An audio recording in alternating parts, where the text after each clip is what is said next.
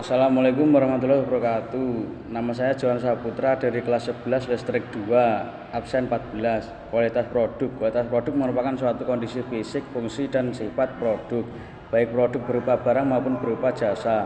Kualitas produk ini dapat dilihat berdasarkan tingkat mutu yang disesuaikan oleh produk tersebut dengan durabilitas, reliabilitas, dan mudahnya penggunaan produk. Kualitas produk juga dapat dilihat berdasarkan kesesuaian, perbaikan, dan komponen yang dibuat untuk memenuhi kepuasan serta kebutuhan pelanggan. Dimensi kualitas produk. Kualitas produk terdiri atas beberapa dimensi yang dijelaskan sebagai berikut. 1. Kinerja. Penilaian kinerja merupakan penilaian yang terkait dengan cara suatu produk dapat disajikan dan ditampilkan pada konsumen. 2. Keandalan. Minat konsumen dipengaruhi oleh keandalan dan konsistensi suatu produk pada proses pengerjaan atau pembuatannya. 3. Keistimewaan. Keistimewaan merupakan pelengkap atas berbagai atribut produk yang tersedia pada suatu produk. 4. Kesesuaian. Ciri khas berkaitan dengan desain produk yang akan menghasilkan standar yang sesuai. 5. Daya tahan. Daya tahan suatu produk merupakan karakteristik yang berkaitan erat dengan tingkat ketahanan produk tersebut. 6. Kemampuan melayani. Kemampuan melayani berarti berhubungan langsung dengan tingkat kecepatan, kompetensi, dan kenyamanan yang dapat diberikan oleh perusahaan kepada konsumen. 7. Estetika. Estetika merupakan suatu keindahan pada produk yang berhubungan dengan panca indera. B. Perspektif. Kualitas produk merupakan persepsi dari setiap konsumen tentang kualitas apapun keunggulan produk secara keseluruhan. Adapun berbagai perspektif kualitas produk diuraikan sebagai berikut. 1. Transcendental approach. 2. Product based approach. 3. User based approach. 4. Manufacturing based approach. 5. Value based approach. 3. Biaya produksi merupakan modal atau dana yang harus dikeluarkan oleh perusahaan untuk mengelola bahan baku menjadi suatu produk yang akan dijual.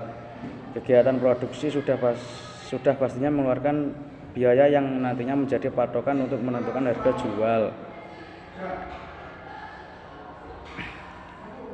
Tidak hanya itu, biaya produksi juga digunakan menganalisis dan mengevaluasi keuntungan atau kegiatan penjualan produk oleh suatu perusahaan. Unsur biaya produksi. Dalam proses produksi terdapat 3 unsur biaya produksi yang perlu ditetapkan. Ketiga unsur tersebut diuraikan sebagai berikut. 1. Biaya bahan baku. 2. Biaya tenaga kerja langsung. 3. Biaya overhead pabrik. B. Biaya jangka pendek. Biaya jangka pendek merupakan perhitungan biaya produksi ketika sebagian faktor produksinya tidak dapat mengalami penambahan jumlah. Sesuai namanya, biaya produksi ini memiliki jangka waktu yang pendek sehingga beberapa faktor produksinya tidak dapat ditambahkan oleh perusahaan. Variabel berhubungan dengan input yang sifatnya variabel, misalnya gaji tenaga kerja dan bahan mentah. Adapun komponen biaya jangka pendek tersebut diuraikan sebagai berikut. 1. Biaya total. 2. Biaya tetap total. 3. Biaya berubah total. 4. Biaya tetap rata-rata. 5. Biaya berubah rata-rata. 6. Biaya total rata-rata. 7. Biaya marginal. C. Biaya jangka panjang. Biaya jangka panjang adalah perhitungan biaya produksi yang semua faktor produksinya dapat mengalami perubahan. Jenis biaya produksi ini berbeda dengan biaya jangka pendek. Dalam biaya jangka panjang, semua faktor produksinya dapat mengalami perubahan. Karena semua faktor produksinya dapat mengalami perubahan jumlah. Seluruh komponen yang terdapat dalam biaya jangka panjang bersifat selalu berubah. Oleh karena itu, komponen penting dalam biaya jangka panjang adalah perhitungan biaya total, variabel, rata-rata, dan marginal. 4. Desain atau rancangan produk. Desain atau rancangan produk merupakan sebuah proses yang dimulai dari membayangkan sebuah desain, menciptakan dan memperbaiki desain yang dapat menyelesaikan masalah dari penggunaannya secara spesifik. Kunci keberhasilan dari sebuah desain atau rancangan produk ialah mengerti secara menyeluruh terkait pengguna produk atau konsumen. Hal itu karena penggunaan produklah yang akan menggunakan produk tersebut. Dalam rancangan atau desain produk digunakan berbagai kemampuan seperti empati dan observasi. Kemampuan tersebut digunakan untuk memahami konsumen seutuhnya. A. Tujuan desain produk. Desain atau rancangan produk memiliki beberapa tujuan. Beberapa tujuan tersebut diuraikan sebagai berikut. 1. Kegunaan. 2. Tampilan. 3. Kemudahan pemeliharaan. 4. Biaya rendah. 5. Komunikasi. B. Fungsi desain atau rancangan produk. Desain atau rancangan produk berfungsi sebagai identitas produk itu sendiri, melindungi produk serta menambah nilai produk. Sementara itu nilai manfaat dari desain atau rancangan produk hasil produksi tentu menjadi hal yang diperhatikan oleh konsumen. Berikut diuraikan mengenai beberapa fungsi atau rancangan produk. 1. Membuat konsumen puas. Desain produk memang memiliki peran penting dalam menarik minat konsumen. Misalnya dalam konteks clean body mobil, desain yang menarik dan berkualitas tinggi dapat menciptakan kesan pertama yang posesif dan mempengaruhi persepsi konsumen tentang kualitas mobil tersebut.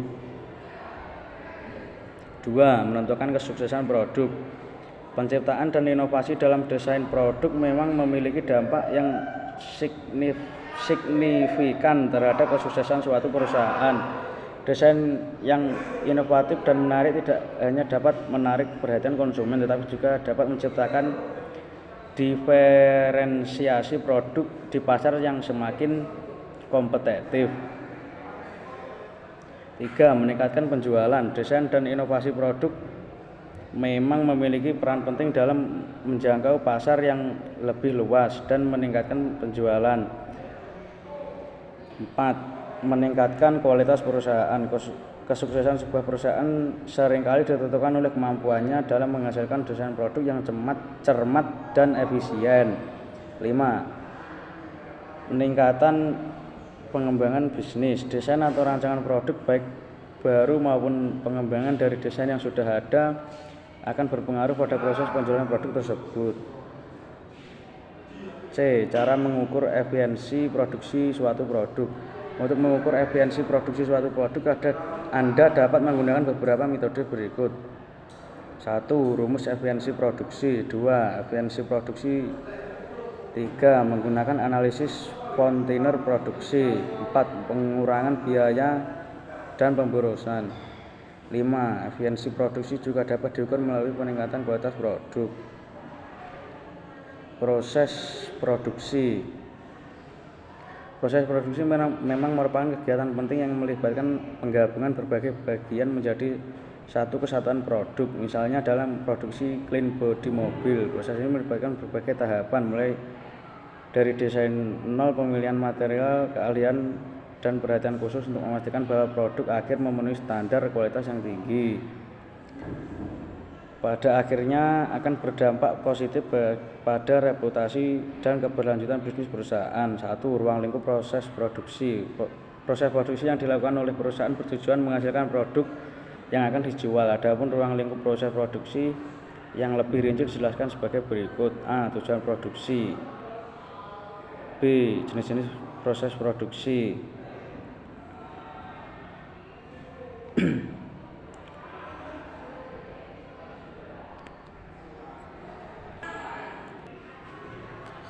1. Jangka pendek. Proses produksi jangka pendek yang memiliki keunggulan dalam hal kecepatan dan efisiensi waktu. 2. Jangka panjang. Proses produksi jangka panjang memang membutuhkan waktu yang lebih lama dibandingkan dengan proses produksi jangka pendek. 3. Terus-menerus. Proses produksi secara terus-menerus memang sangat penting dalam industri yang produknya selalu dibutuhkan oleh konsumen. 4. Selingan. Proses produksi selingan memang sering digunakan dalam industri otomotif seperti dalam produksi motor dan lain-lain. 2. Proses pembuatan prototipe. Prototipe atau sampel produk adalah bukti fisik dari konsep atau ide perancangan produk. Prototipe juga dapat diartikan sebagai penerapan langsung desain produk yang akan dibuat. Sebagai bentuk nyata dari suatu produk, prototipe akan menjadi bentuk tafsiran produk melalui beberapa dimensi. Sampel produk atau prototipe juga memberikan perhitungan detail untuk alokasi dana dan usaha. A. Jenis-jenis pembuatan prototipe. Sampel produk atau prototipe juga terdiri atas beberapa jenis yang perlu diketahui. Adapun jenis prototipe atau sampel produk tersebut diuraikan sebagai berikut. 1. Prototipe konsep. Prototipe jenis ini merupakan prototipe yang paling dasar. Pada tahap ini, perusahaan harus menguji konsep produk yang sudah ada dengan kesediaan bahan, suku cadang, dan komponen lain. 2. Prototipe visual. Prototipe visual menampakkan seluruh bagian, bentuk, dan dimensi produk dalam bentuk visual. 3. Prototipe kerja. Secara tampilan, prototipe kerja sudah memiliki tampilan yang mirip dengan bentuk akhirnya. Pada tahap pembuatan prototipe ini, rancangan produk sudah dibuat, semua komponen dirakit, dan proses kerja produk sudah dapat dijalankan. 4. Prototipe praproduksi. Prototipe praproduksi dikenal juga sebagai prototipe atau sampel pabrik. Sampel pabrik inilah yang akan menjadi patokan terhadap produk akhir dan diproduksi secara massal. B. Aplikasi pembuatan prototipe. Dalam membuat prototipe terdapat beberapa tahapan yang perlu dilakukan. Untuk membuat prototipe diinginkan adapun tahapan-tahapan berikut. 1. Melakukan riset. 2. Pembuatan desain. 3. Sampel produk. 4. Pengembangan produk. 5. Penentuan target dan strategi pemasaran. Sekian dari saya. Wassalamualaikum warahmatullahi wabarakatuh.